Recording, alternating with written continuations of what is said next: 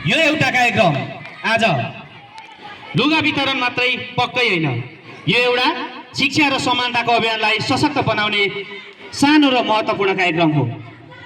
यो कार्यक्रम केवल पोषक वितरण मात्रै नभएर आत्मविश्वास, समान अवसर र उज्यालो भविष्यको वितरण पनि हो।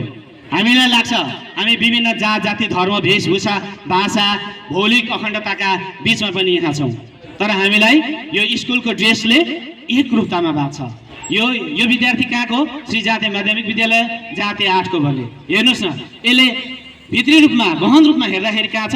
एकरूपता पनि ल्याउन ठुलो सहयोग गरेको छ। यसले हामीलाई विविधतामा एकता यसले पैदा गर्दछ। को धनी को गरिब भन्ने भेदलाई हटाउँछ, साथै यसले एउटा पहिचानलाई बढाउँछ। पहिचान कस्तो पहिचान?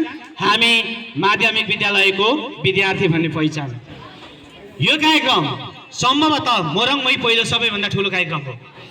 योभन्दा अगाडि 11 तारिक काठमाडौँ हात्तीवनमा यस्तै खालको